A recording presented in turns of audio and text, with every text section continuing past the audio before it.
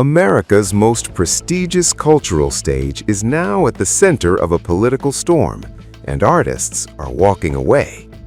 The Kennedy Center is ending the year amid a growing backlash as performers cancel shows following the addition of President Donald Trump's name to the iconic institution. The Kennedy Center's president has accused the departing artists of making politically motivated decisions, but performers say this is about principle, not partisanship. The Cookers, a renowned jazz supergroup with nearly 2 decades of history, are the latest in the new round of cancellations. The Cookers announced they would withdraw from the annual Jazz New Year's Eve concert. The band acknowledged disappointment from fans and said the decision was made swiftly. While they avoided directly naming the controversy, they said they wanted to perform only in spaces that fully celebrate the music and everyone in it. They stressed a commitment to unity through art and to music that bridges divides rather than deepens them. Another high-profile withdrawal soon followed. Doug Varone and Dancers, a New York-based company, announced they would cancel an April performance. In a blunt social media post, the group said they could no longer ask audiences to step inside what they called a once great institution. The criticism then turned personal. Jazz saxophonist Billy Harper, a member of the Cookers, directly addressed the controversy online. He said he would never perform in a venue bearing a name he associates with racism and the destruction of African American music and culture. Harper accused the board overseeing the Kennedy Center of representing values he has always opposed. These cancellations are not isolated incidents. Just days earlier, musician Chuck Red pulled out of a Christmas Eve performance.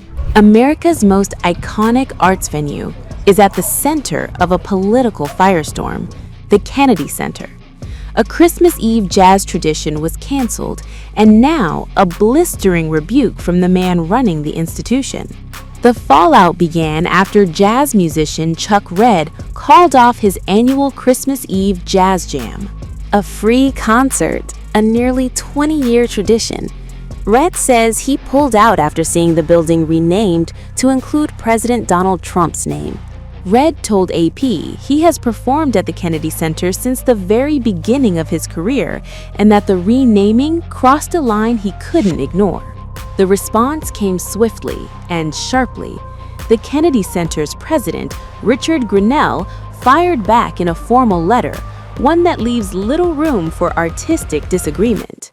Grinnell accuses Red of what he calls classic intolerance, writing that the cancellation was a last-minute withdrawal explicitly tied to the renaming and very costly to a non-profit arts institution. Grinnell praises President Trump's leadership, crediting him with what he describes as extraordinary efforts to save this national treasure. The letter underscores Trump's new role as chairman of the Kennedy Center board, a position approved by a Trump-appointed board early in his second term. And then comes the warning. Grinnell warned Red that the center will seek $1 million in damages, calling the canceled concert a political stunt with real financial consequences. The Kennedy Center name change followed a vote by the Board of Trustees to rename the venue for both John F. Kennedy and Donald Trump. Within hours, the website was updated. By the next day, new signage was mounted on the building itself. The backlash was immediate. Members of the Kennedy family, Democratic lawmakers, patrons of the historic center. A Democratic congresswoman has now filed a lawsuit challenging whether the board even has the authority to rename a building Congress designated in 1964 as a memorial to the 35th president. I am bringing this to you live today because what you may hear is that there was a unanimous vote to rename the Kennedy Center the Trump Center. Be clear, I was on that call, and as I tried to push my button to voice my concern, to ask questions, and certainly not to vote in support of this, I was muted. Here's the controversy. The Kennedy Center isn't just another venue. After John F. Kennedy was assassinated in 1963, Congress designated the center as a living memorial to him. That law explicitly bars the board from turning the center into a memorial for anyone else or adding another name to the exterior. JFK's niece, Carrie Kennedy, has vowed to remove Trump's name once he leaves office.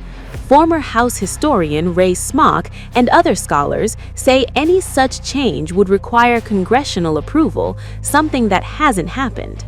Trump has taken a far more hands-on role in his second term, forcing out leadership, reshaping the board, installing himself as its head, and personally hosting this year's Kennedy Center honors. The administration frames it as a pushback against woke culture in federal arts institutions. And this is not an isolated protest. High-profile artists including Issa Rae, Renee Fleming, Shonda Rhimes, and Ben Folds have resigned from leadership roles or canceled events. Even Jeffrey Seller, producer of Hamilton, scrapped the show's planned Kennedy Center run earlier this year. The financial impact is already visible. This holiday season, the Nutcracker, historically a Kennedy Center cash cow, sold 10,000 seats across 7 performances. That's down from about 15,000 per year in recent seasons. Internal sales data reportedly shows the production falling nearly $500,000 short of its $1.5 million revenue goal. So this Christmas, the music stopped, but the culture war only got louder. At the Kennedy Center, the fight is no longer just about art. It's about identity, politics, and who gets to define America's cultural stage.